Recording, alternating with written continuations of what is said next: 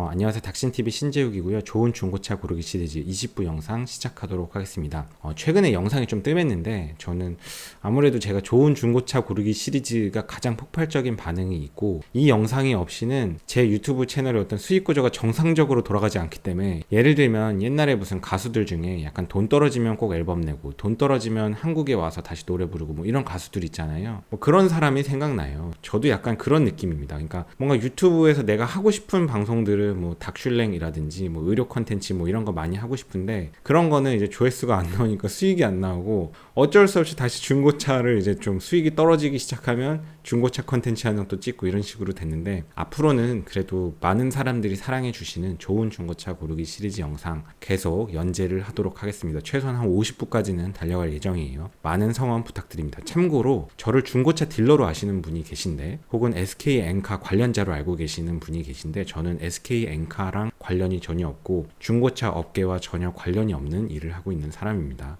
지금부터 시작하겠습니다. 오늘 낮에 발견한 좋은 매물이 있어서 그 매물을 여러분한테 소개시켜 드리도록 하겠습니다. 오늘은 매물 딱 한 개만 소개시켜 드릴 거예요. 여러분, 제가 무슨 매물을 좋아할지 아시나요? 저는 이 매물을 보면, 카메라를 아시는 사람이라면 약간 비유하자면 이런 느낌인데, 캐논의 6D 혹은 캐논의 5D 약간 이런 느낌입니다. 캐논의 5D 하면 정말 DSLR계에서 풀프레임 바디의 보급형으로서는 거의 최초로 나온 바디라고 볼 수 있죠. 보급형이라고 하기에 당시에 너무 비싼 가격이었지만, 그게 아마 제 기억에 05년도에 한 250만 원 정도에 나왔던 걸로 기억하는데, 제가 이제 그거 들고 있는 사람을 보면서 정말 부러워했던 기억이 납니다. 저는 옛날부터 카메라를 많이 썼었는데, 이제 5D는 저는 결국 중고 바디로 입문을 했고, 저도 아직 갖고 있는데, 지금은 시세가 뭐 한 20만 원밖에 안 하는데 아직도 팔고 있지 않고 보유하고 있는 바디입니다. 지금도 5D로 정말 쨍한 사진을 찍을 수 있죠. 제가 그 이후에 이제 입문 바디로 또 그 다음 구입한 거 캐논의 6D입니다. 캐논의 6D는 풀프레임 바디로서 훨씬 더 착한 가격으로 나왔습니다. 제가 지금 가격은 정확히 생각이 안 나지만, 사실 카메라에 있어서 풀프레임이라는 거, 판형이 큰 거는 가장 중요한 스펙 중에 하나입니다. 그래서 우리가 판형이 깡패다 뭐 이런 얘기가 있어요. 카메라가 아무리 세대가 거듭해서 신형 센서, 신형 카메라가 나오는, 신형 디지털 바디가 나온다고 쳐도 판형의 크기는 기술로 극복되지 않는 좀 영역이 있기는 합니다. 물론 이제 디지털 센서가 워낙 최근에 좀 발전을 했기 때문에 뭐 10년 전 거랑은 좀 얘기하기 그렇지만, 그래서 하고 싶은 얘기는 뭐냐면, 자동차계에도 비슷한 얘기가 있죠.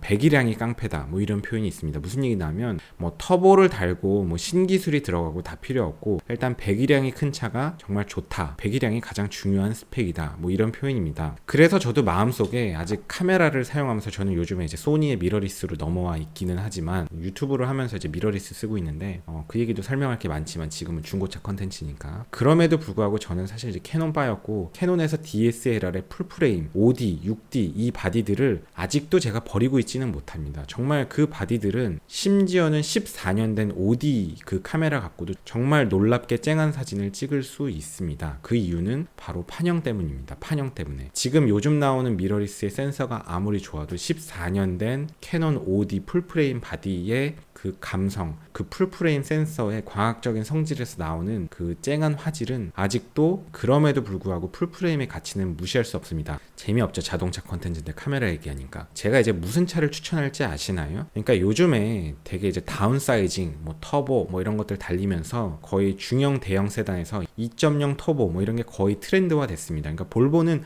전 라인업이 다 2.0이죠. 요즘에 나오는 벤츠 E클래스나 BMW 5 시리즈도 사실은 이제 2.0 4기통이 웬만해서는 주류를 이루는 분위기이고, 실제로 타보면 이 4기통 터보 달려있는 이런 차들이 그래도 4기통이고 2.0이면 한계가 있지 않을까 싶은데, 운전을 해보면 또 사실 또 새로운 세계가 열리긴 하거든요. 야, 이제 진짜 기술이라는 게 정말 무섭구나. 어떻게 요즘에 2.0은 이게 4기통의 느낌인가? 이거 6기통 아닌가? 이런 생각이 들 정도로 너무너무 좋고, 기술적인 발전을, 이런 거를 보면 정말 외계인을 데려다 고문하고 있는 게 아닌가 싶은 이런 생각이 들 때도 있는데, 결론부터 얘기할게요.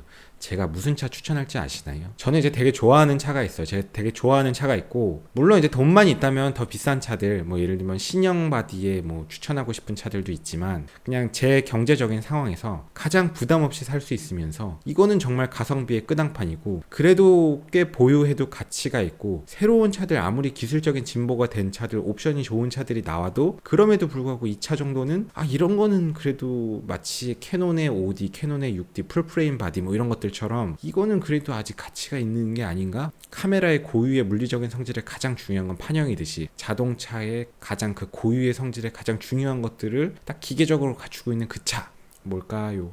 바로 11년도 12년도에 나오는 F바디 초기형의 528i 6기통 휘발유 엔진입니다. 이제 실키6 엔진인데 뭐 실키 이런 말에 이제 현혹될 건 없고 그냥 6기통 휘발유 3.0 자연 흡기 엔진입니다. 클래스는 영원하다. 그래서 6기통 엔진들에 대한 편을 예전에도 영상에서 만들었죠. 저는 사실 마음속에 아직도 6기통 뭐 이런 차에 대한 로망이 좀 있기는 있어요. 그래서 사실 제가 요번에 이제 중고차를 새로 매입할 때 원래 살려고 그랬던 차는 사실 530 디젤이었습니다. 그러니까 6기통 차를 살려고 530D를 살까 아니면 벤츠 E클래스 6기통을 살까 계속 그거를 알아보다가 뭐 왔다 갔다 하다가 BMW 530D 쪽으로 마음을 굳혔고 근데 매물을 보는데 대한민국 자체에 530D 매물이 시장에 몇 개가 있질 않아요. 뭐 한 10개, 15개 수준인데 보통 530D 매물들은 아무래도 사람들이 좀 달리는 성향이 있다 보니까 좀 튜닝된 차들이 많았고 차 상태가 이렇게 썩 마음에 드는 게 있진 않았습니다. 그러다 보니까 차를 고르지 못했고 그래서 뭐 528로 갈까 뭐 어쩔까 왔다 갔다 하다가 결국에는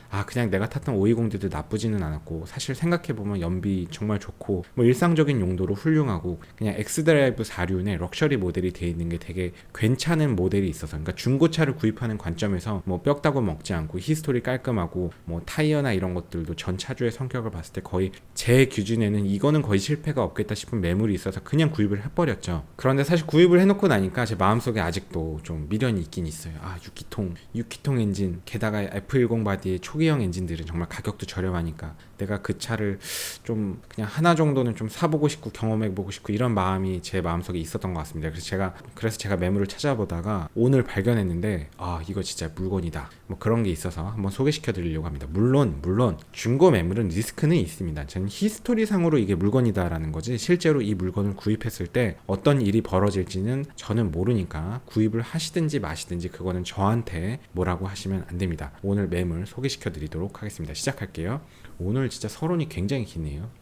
자, 오늘 소개시켜드릴 매물은 BMW 5 시리즈 F10 528i고요. 2011년 1월식입니다. 그러니까 이게 연식이 거의 9년 가까이 된 차고요. 9년인데 키로수가 특이하게 42,000km 정도 됐고요. 그러니까 1년에 이 차는 한 5,000km 정도 주행한 차량으로 주행거리가 결코 많은 차는 아닙니다. 거의 뭐 그냥 동네 마트나 왔다 갔다 했던 차량이 아닐까 싶습니다. F10 528i는 초기 2011년도 12년도 한 요때까지는 6기통의 3.0 엔진으로 나왔습니다. 4기통의 엔진이 아무리 발전을 해도 6기통의 엔진과는 회전 질감이 다릅니다. 이거는 뭐 다를 수밖에 없습니다. 메커니즘을 생각하면 다를 수밖에 없어요. 4기통으로 도저히 극복할 수 없는 차이가 있습니다. 마치 크롭바디 카메라가 아무리 발전하고 센서 기술이 좋아져도 물론 요즘에는 정말 미러리스들이 좋아지고 있지만 그럼에도 불구하고 구닥다리 풀프레임 바디 카메라가 정말 가치가 없지는 않은 것과 비슷한 느낌입니다. 게다가 BMW 자체는 굉장히 밸런스를 중시한 차기 때문에 어떤 기계적인 특성, 어떤 물리적인 특성에 대해서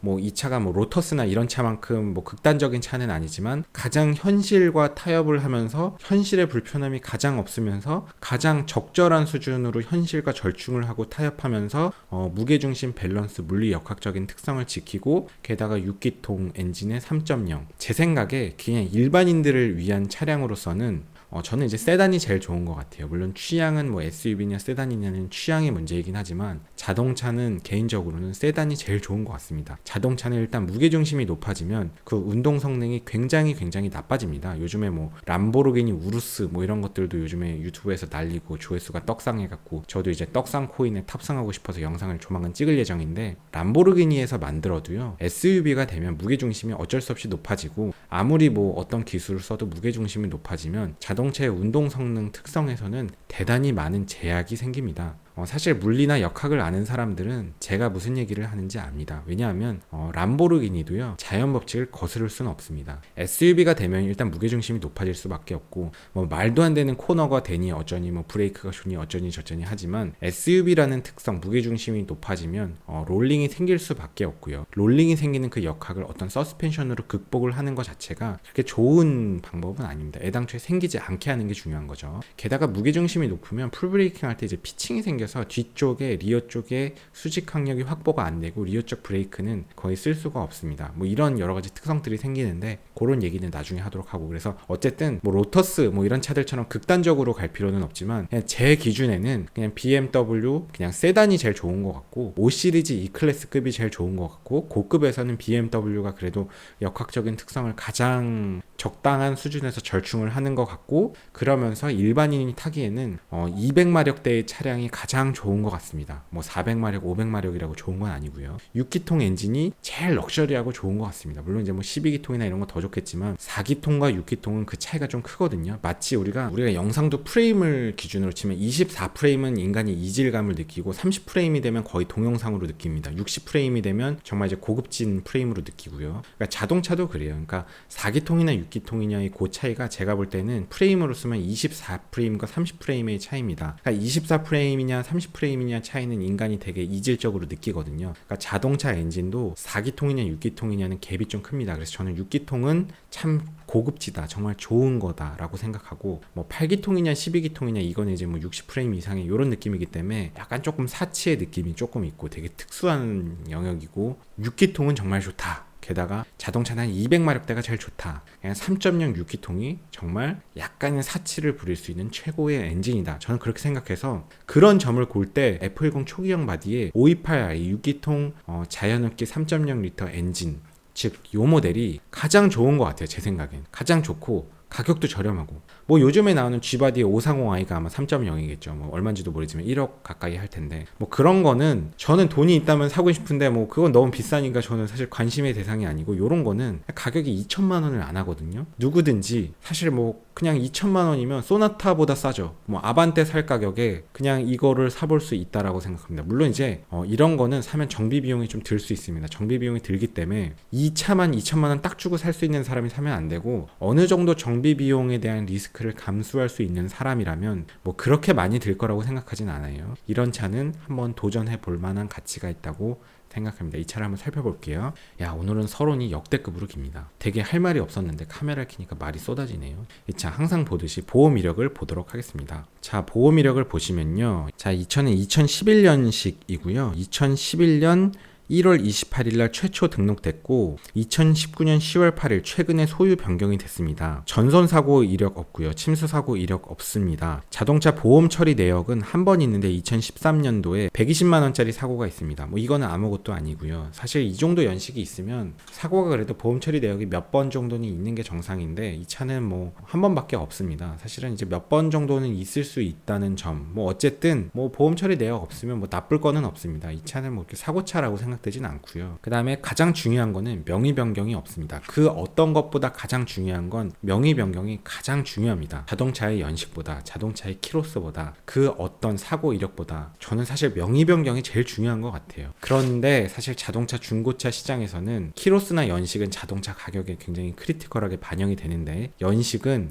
사실 반영이 잘 안 됩니다. 그러니까 똑같은 가격이면 명의 변경이 적은 차를 산다면 더 개이득이라고 저는 생각합니다. 그렇기 때문에 우리가 이런 좋은 중고차 고르기 시리즈 영상을 보는 거죠. 그런 게 아니라면 모든 게 반영된 게 가격이니까 제일 비싼 차를 사는 게 제일 좋은 차겠죠. 가격 순으로 나열하면 좋은 차 순으로 나열할 수 있겠죠. 하지만 가격차 순대로 무조건 좋은 차는 아니라는 점은 바로 이런 가격과 실제 매물에 어떤 그 약간의 좀 차이가 발생하기 때문에, 시장 가격에 왜곡이 발생하기 때문에, 그렇기 때문에 이런 영상이 가치가 있어지는 겁니다. 자, 성능 점검으로 보겠습니다. 성능 점검으로 가시면 뭐 중요한 거 없고, 외판 문제 없고, 여러분이 좋아하시는 뭐 뼈다고 전혀 문제 없습니다. 다른 내역 특별한 거 없고요. 특이하게 누유도 없습니다. 뭐 별 내용은 없고요. 뭐 전혀 문제될 만한 내용이 뭐 보이지를 않습니다. 보통 성능 상태 점검자 여기 특기사항 및 점검자의 의견에 뭐 이렇게 뭐 약간 피해갈 수 있는 코멘트 같은 게 좀 적혀져 있는 경우가 있는데, 그런 내용도 없습니다. 이 차는 뭐 성능기록부 원부에는 혹시 있을지는 모르니까 확인을 해보셔야겠죠. 자, 외관을 보겠습니다. 외관은 약간 구형스러운 F10 바디이고요. 뭐 뒷모양도 그대로입니다. 다른 특이사항이 없고, 이 차는 이제 타이어를 보면 브리지스톤의 타이어가 껴있고, 이렇게 약간 수입 타이어를 끼는 사람을 보면 이 차주가 그래도 차에 대해서 어느 정도 비용에 대해서 이제 아주 아끼진 않았던 사람이 아닐까 싶은 추론을 조금 해볼 여지가 약간 있습니다. 뭐 아닐 수도 있지만. 자, 그리고 이 차는 엔진이 굉장히 좀 딱 봐도 되게 길어 보이죠. 좀 커 보입니다. 사실 이런 직렬 6기통 엔진이 이제 좀 길어지기 때문에 BMW가 좋아하는 이런 앞바퀴 휠하우스 안쪽으로 엔진을 밀어넣기가 좀 쉽지는 않아서 이런 차는 무게 밸런스로 치면은 사실 2.0에 비하면 좀 불리한 점은 있겠죠. 하지만 우리가 뭐 트랙에서 노는 것도 아니고 약간의 무게적인 게 뭐 5대5가 꼭 아니더라도 그건 중요한 건 아니니까 정확하게 이 실키6 6기통 직렬 엔진을 달고 있는 F바디의 무게 밸런스가 어떻게 되는지는 제가 잘 모르겠지만 어쨌든 엔진이 딱 봐도 되게 좀 커 보이는 느낌은 있습니다. 정말 이제 멋있는 3.0 리터 엔진이 꽉 차서 들어가 있네요. 자, 이렇게 보시면 이 차는 핸들이 커버가 바뀌어 있습니다. 그러니까 제가 얼마 전에 핸들 수작업하는 동영상을 올린 게 있는데 이거는 딱 핸들샵 가서 작업을 한 거죠. 요게 핸들은 순정 핸들도 공장에서 만들지 못한다고 합니다. 핸들은 다 수작업이라서 이 차량은 지금 수작업으로 핸들이 튜닝되어 있는 차주입니다. 그러니까 이 차주도 핸들은 도저히 안 되겠다 해서 튜닝을 했던 것 같아요. 다른 거는 전혀 튜닝이 되어 있는 흔적이 겉에서 보이진 않습니다. 키로수는 41,000km고요. 이 계기판이 약간 아날로그여서 되게 낡아 보인다고 생각하시는 분이 있을지 모르겠는데 실제로 저는 이제 두 가지 계기판을 더 써봤는데 후기형의 디지털 엔진보다 전기형의 아날로그 계기판이 나쁘지 않습니다. 오히려 밤에 보면 되게 깨끗하고 예쁩니다. 근데 오히려 후기형의 디지털 계기판이 약간 디지털의 초창기 계기판이라서 요즘 것들은 조금 더 좋겠지만 요 F바디의 후기형 디지털은 약간 좀 그래픽이 약간은 좀 떨어져 보이는 느낌이 있어서 말하자면 우리 옛날 막 90년대 컴퓨터 게임 보면 좀 구려 보이듯이 약간 그런 느낌이 좀 들거든요. 그러니까 무조건 디지털 계기판을 꼭 좋아할 필요는 없다. 어떤 분들은 뭐 계기판 때문에 무조건 후기형 사야 된다 뭐 댓글 다시는 분들도 있던데 저는 잘 모르겠습니다. 저는 그냥 아날로그 계기판이 더 좋은데 시계도 우리가 비싼 시계로 보는 뭐 파텍 필립, 롤렉스 뭐 이런 뭐 오데마 피게 뭐 이런 시계들은 다 아날로그 시계죠. 그러니까 뭐 저는 사실 이런 아날로그가 뭐 나쁘다고 생각하진 않고 뭐 다른 것들은 특이사항은 없습니다. 뭐 전혀 특이사항은 없고요. 블랙박스 뭐 이런 것도 정상적으로 장착되어 있고 하이패스도 있고 굉장히 평범한 사람이 정상적으로 사용했던 차로 추정이 됩니다. 이 차는 이제 가격이 1,990만 원입니다. 2천만 원이 되지 않는데 연식에 비해서는 가격이 제 생각에는 조금 몇백만 원, 2, 300만 원 정도 비쌀지 모르겠는데 키로수가 워낙 적어서 프리미엄이 좀 붙어 있습니다. 저는 키로수가 적은 차를 사실 그렇게 좋아하지는 않습니다. 키로수가 좀 적당하게 있어서 오히려 중고차 시장에서 가격을 깎아먹은 차가 더 사는 사람 입장에서는 개이득이라고 생각되는데 뭐 이런 차는 키로수가 적어서 가격이 조금 감가가 좀 덜 된 측면이 있어서 약간은 억울하지만 그럼에도 불구하고 또 키로수가 작으면 뭐 또 좋은 점도 있죠. 그만큼 차가 이제 좀 아무래도 부하가 좀 덜 받지 않았을까 싶긴 하니까요. 그래서 이런 차는 정상적인 이제 성능 기록부 외에 자체의 어떤 성능 점검 시스템도 있습니다. 그래서 뭐 이렇게 보면 프레임, 뭐 뼈다구 문제가 없다, 외부 판넬도 전혀 교환이 없다 이렇게 되어 있습니다. 이런 엔카에서 판단하는 이런 기준은 우리가 중고차 매매 거래 시장에서 꼭 첨부되어야 되는 법률적인 기속력, 행정적인 기속력이 있는 성능 기록부와는 이제 행정적인 기속력은 아마 없겠지만 이런 시스템이 얼마나 공정성이 있을지 얼마나 어떤 신뢰도가 있을지는 조금 의문이지만 그럼에도 불구하고 이런 시스템을 한번 거쳤다는 거는 그래도 믿을 수 있다고 생각됩니다. 저는 이런 차는 가서 구입하지 않고 그냥 탁송으로 구입할 생각이 있습니다. 보시면 2011년도 최초 등록이고 오토 휘발유 41,000km 그 다음에 완전 무사고라고 돼 있는데요. 중고차 딜러들이 무사고라는 표현은 쓰지만 완전 무사고라는 표현은 함부로 쓰지 않습니다. 중고차 업계에서 무사고라는 표현은 이제 외판 교환까지는 다 무사고로 봅니다. 뼈다구 사고가 없으면 무사고라고 합니다. 중고차 업계에선 그렇게 해요. 사실은 그 얘기가 틀린 얘기는 아니죠. 껍데기 교환은 사실 뭐 사고라고 볼 수 없죠. 근데 이 차는 이제 완전 무사고라는 표현이 있는데 완전 무사고라는 건 정말 껍데기 교환도 없다는 겁니다. 그러니까 이 차는 정말 완벽한 차라는 거예요. 중고차 딜러들이 이런 데 멘트에 사고차를 완전 무사고라고 쓰지는 않습니다. 뭐 정말 사기치는 사람은 있을지 모르겠지만 실제로 딜러들 업계에서 그렇게 하진 않아요, 거의. 그리고 이 차 매물은 이제 수원에 있고요. 뭐 수원은 일반적으로 평이 그렇게 나쁘지 않은 곳입니다. 그래도 우리가 보통 이렇게 나쁘게 보는 곳은 아닙니다. 저는 이 차를 이번에 영상을 만들면서 가슴이 조금 아픕니다. 왜냐? 저도 사고 싶습니다. 저도 정말 사고 싶은데 정말 내가 아끼는 자식을 다른 사람에게 입양 보내는 기분으로 이번 영상을 찍고 있습니다. 이 차량은 저도 정말 진심으로 구입해보고 싶습니다. 그래서 제가 오늘 낮에 저희 부모님 카톡방에 이 차량을 이제 보냈어요. 아빠도 뭐라 그랬냐면 쌩쌩하네 바꿀까? 이렇게 딱 답이 왔습니다. 그러니까 도대체 무슨 차를 팔고 이 차를 사겠다는 건지 모르겠지만 제 차를 얘기하는 건지 뭔지 모르겠는데 뭐 저는 최근에 차를 샀으니까 뭐 취등록세 내면서 또 바꾸긴 좀 그렇고 요 차는 제가 만약에 정말 차를 구입하는 시기에 요 차가 있었다면 저는 요 차를 아마 구입했을 것 같습니다. 그런데 이 차는 그럼에도 불구하고 연식이 이제 거의 9년 가까이 되기 때문에 리스크가 있습니다. 많은 정비 비용이 들 수도 있습니다. 제 얘기 듣고 샀다가 잘못되셔도 저는 모릅니다. 그러니까 판단은 여러분이 하셔야 되는데 중고차는 항상 리스크는 있고요. 중고차 사는데 수리비 많이 들어서 어떻게 해요? 뭐 이러시는 분들이 계신데 중고차를 샀을 때 수리비는 당연히 있을 수 있습니다. 왜냐하면 여러분은 차값을 엄청나게 많이 싸게 샀잖아요. 예를 들어 이 차가 신차가가 얼마인지 모르겠지만 한 7천만 원 정도 했다고 보면 여러분은 이 차를 최소한 5천만 원 싸게 산 거죠. 신차를 샀던 사람은 정비에 대한 리스크는 없지만 감가를 쳐맞았잖아요. 감가를 엄청나게 쳐맞았죠. 그래서 5천만 원 손해보고 이 차를 팔았잖아요. 자, 여러분은 2천만 원 주고 샀기 때문에 이 차가 비록 2천만 원이지만 수리비가 1천만 원이 들어도 1천만 원의 수리비를 들고 앞으로 이 차를 5년 이상 더 잘 탈 수 있다면 그게 문제가 되나요? 그러니까 중고차를 너무 날로 먹으려고 하는 분들이 있어서 그게 문제예요. 그러니까 저도 막 그냥 1,000만 원짜리, 2천만 원짜리 차를 사면서 그 이후의 정비 비용에 대해서는 전혀 생각하지 않고 그 정비 비용에 대해서는 되게 억울하게 생각하는 사람이 있는데 이거는 이렇게 얘기하면 중고차 사면 안 되죠. 그건 너무 날로 먹으려는 거죠. 그렇게 하면 뭐 안 됩니다. 그거는. 그런 식으로 치면 신차를 사도 엄청나게 손해를 보죠. 신차는 감가를 계속 쳐맞는데 몇 천만 원씩 쳐맞잖아요. 뭐 그런 거 생각하면 중고차 사서 정비 비용 드나 신차 사서 감가 쳐맞나, 저는 이제 중고차가 수리비에 대한 리스크가 있어도 그래도 메리트가 없진 않다, 그렇게 생각하고 오늘 영상 여기까지 하겠습니다. 재밌게 보셨으면 좋아요와 구독 부탁드립니다. 그러면 제가 훨씬 더 많은 열정을 갖고 영상을 힘들어도 빨리빨리 업데이트 하도록 하겠습니다. 긴 영상 봐주셔서 감사합니다. 수고하셨습니다.